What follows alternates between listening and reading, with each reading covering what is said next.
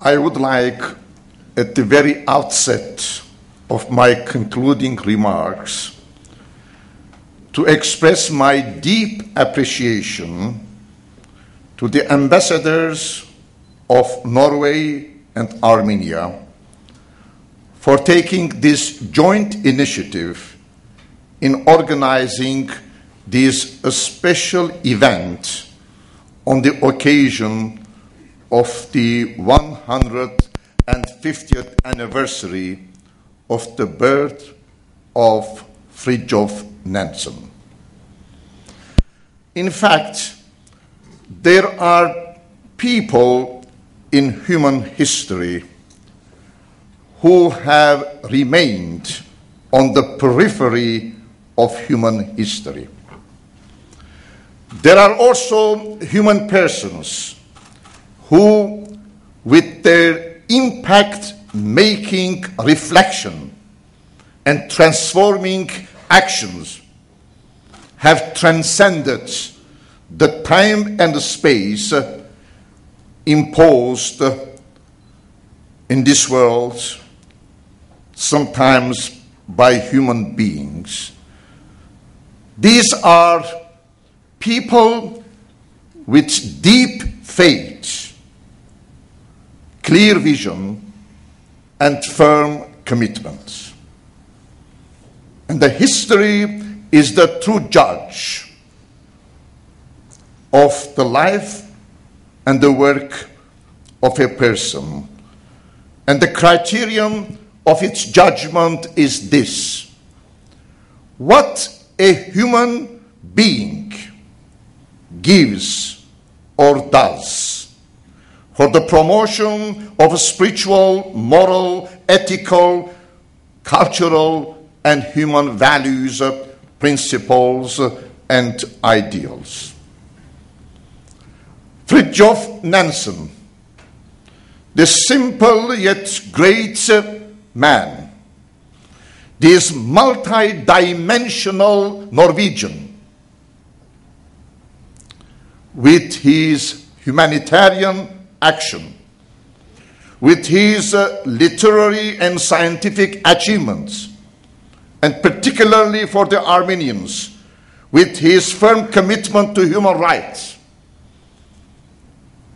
has made history and has refused to remain in an obscure corner of human history. Fridtjof is a man, like many other people, who have something important to give to human civilization. He is a man who has a message for the generations to come. Let me, dear friends, in my concluding remarks, spotlight briefly the relevance of Fridtjof Nansen today. In other words, what is the message of this simple yet great Norwegian to our people and to the world at large? First, building bridges between nations, cultures, religions, and civilizations must be taken today most seriously. In a world in which we are constantly and existentially exposed to the kinds of trends, tendencies, and situations that jeopardize the human dignity, that generates tensions and polarizations, we need the kind of people like Fridtjof Nansen who promote mutual understanding, mutual acceptance, and tolerance among people, nations, and religions. Secondly, the promotion of human rights must acquire a top priority on the agenda of all nations and persons who believe in the dignity of human person, in peace with justice. I always remind, in international context, to people, to nations, to states, that human rights are not man-made. They are gifts of God. Therefore, any violation of human rights is a sin against God. And in this world, in which still we see around us different forms and expressions of violations of human rights, we need people like Fridtjof Nansen, who have the guts to stand up and speak out firmly and clearly on the violation of human rights by insisting on the full application and implementation of human rights. 3, self-expression of a people, the independence, the freedom of the people is a basic value of human rights. Therefore, in this world, all nations have the right to express their self-determination. And in this world of ours, in which we still see people who are not given the possibility of exercising their full rights, independence, the freedom, for one reason or other, we need people like Fridtjof Nansen, who should support all those people who are engaged in the struggle for their full human rights and self-determination. 4, and finally, those who have committed genocide as a crime against humanity must remain accountable. In this book of Fridtjof Nansen, Armenia and the Near East, he repeatedly refers to the Armenian genocides by exposing the inner dimensions and implications of Armenian genocide and substantiating his arguments by eyewitness accounts and original sources.